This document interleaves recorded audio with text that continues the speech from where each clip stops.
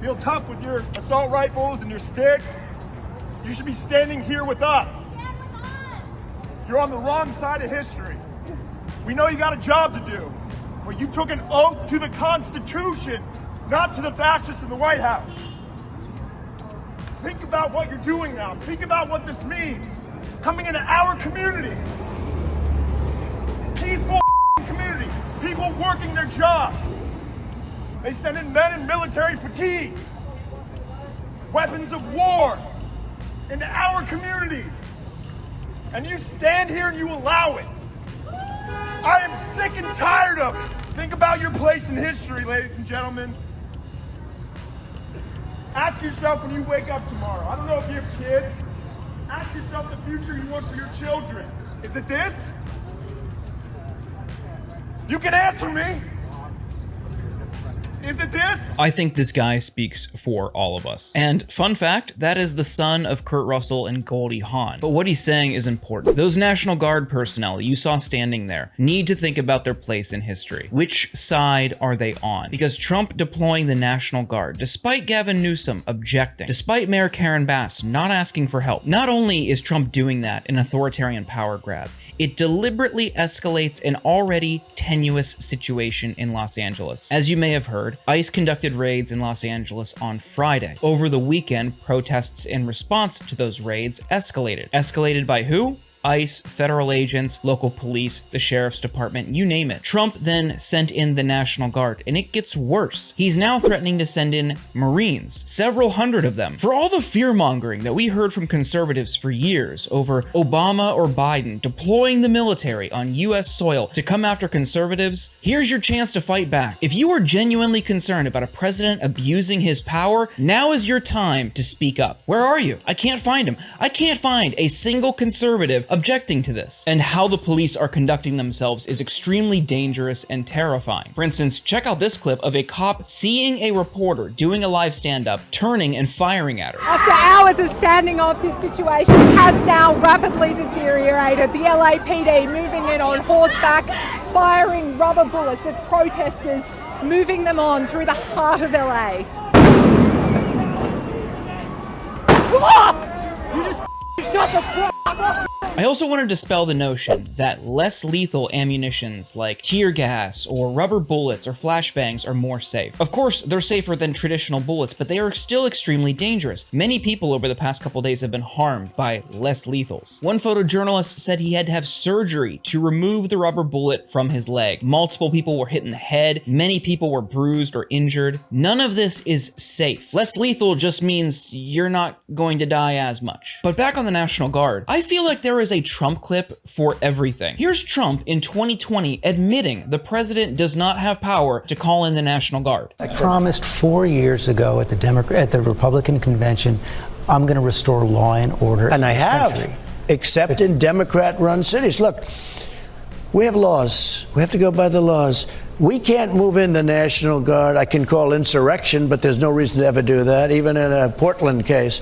We can't call in the National Guard unless we're requested by a governor. Okay, so there you have it. Call them back. He won't because he wants to continue to escalate. And there is a genuine concern over where this might go. Some people worry that he's going to invoke the Insurrection Act and martial law, depriving people of their civil liberties and their rights. That may happen. It is not inevitable, and it's important to remember that. So do not lay down and let them win. But Trump has said that the National Guard will occupy Los Angeles for the next 30 days. And that isn't the only worrying thing. Trump's border czar, Tom Homan, threatened to arrest California Governor Gavin Newsom. On California specifically, the president told reporters earlier that if he were you, he would have the governor of California arrested.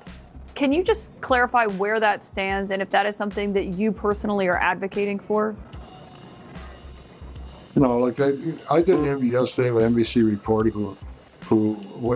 here's the conversation was, as you and I talked about many times, you can protest if you want, you have that First Amendment right, but when you cross the line of putting your hands on an ICE officer, impeding our enforcement operations, knowingly harboring, concealing illegal alien, that's a crime. And I said last night, they can protest all they want, when they cross that line, we'll seek prosecution. And last count, we had just about 50 protesters been arrested, criminally being prosecuted for violating the law. And when I reporter asked me, would that include politicians like Mayor Bass or Governor Newsom? I said, well, of course. It includes anybody that commits a But Governor crime. Newsom has I not said, done no, anything to warrant an arrest in your view right now, correct? I don't see him. Not at this time, absolutely not. When asked about it later on CNN, Homan admitted Newsom hadn't done anything wrong. But nevertheless, Trump still supports the idea of arresting Gavin Newsom. A crime has he committed? I think his primary crime is running for governor because he's done such a bad job. What he's done to that state is like what Biden did to this country. And that's pretty bad. It's the wrong philosophy. Thousands, hundreds of thousands of illegal immigrants, many of them prisoners. They're taking up your health care. They're taking up your space in schools. They're taking up your hospital. And in many cases, they're criminals. And we have to do something about it, and we're doing something about it. For all of this whining and crying from MAGA Republicans during Trump's many criminal trials over the persecution of Biden and the Democrats' perceived political enemies, suddenly they're okay with it. Homan admits Newsom didn't do anything wrong, didn't break the law. Trump still supports arresting him. You don't have to like Gavin Newsom to recognize that is extremely dangerous, and you are lying to yourself if you think that Trump facing trial for his alleged crimes is the same as a governor potentially being arrested because the president doesn't like him. But that's who Trump is, and this moment in Los Angeles is extremely alarming because it is a huge leap into an authoritarian world. And this moment that we're facing in Los Angeles is Trump's opportunity for another authoritarian power grab. Openly, Trump officials are admitting they are still trying to think through the legal justification for Trump sending in the National Guard to Los Angeles and deploying Marines. But when Trump has surrounded himself with yes men instead of experts, of course that's the case. Do you remember this? John Kelly, a retired 4-star general, confirmed that while Donald Trump was president, he said he wanted generals like Adolf Hitler had. Donald Trump said that because he does not want a military that is loyal to the United States Constitution. He wants a military that is loyal to him. He wants a military who will be loyal to him personally, one that will obey his orders even when he tells them to break the law or abandon their oath to the Constitution of the United States.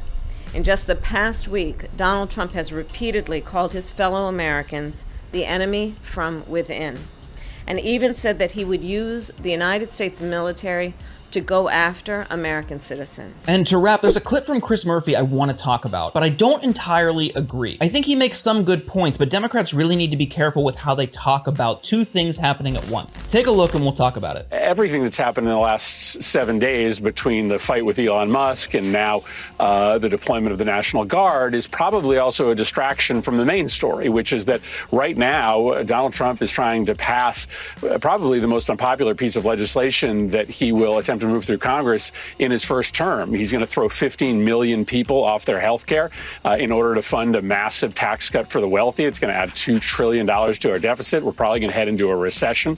And so I do also think he's probably doing everything he can to try to get the entire political world to be talking about anything other than a piece of legislation that's going to fundamentally change this country. So, yeah, we have to point out the danger of what he's proposing to do in Los Angeles while also keeping our eye on the ball, which is a bill that's going to transform our economy and ruin a lot of lives. Yes, of course, Trump's big, beautiful bill is disastrous. It will result in millions of people losing their health insurance. Many people will lose access to SNAP benefits. As a result of losing these benefits, people will die. That is horrible. We can recognize that while also recognize that Trump, ICE, the federal government, and multiple different police departments are upending and ruining people's lives now. It isn't so much a distraction as one is right now more urgent than the other. There is plenty of time to deliberate, debate, fight against that bill in the Senate. The legislative process is slow, but this is happening right now. So my suggestion to Democrats is don't try to play this distraction card, because in the end, you're just going to upset people who are watching their friends, their neighbors, and loved ones have their lives upended right now in Los Angeles. I think we're all adults and we can handle thinking about two things at once. What do you think? Leave a comment below and don't forget to like this video and subscribe.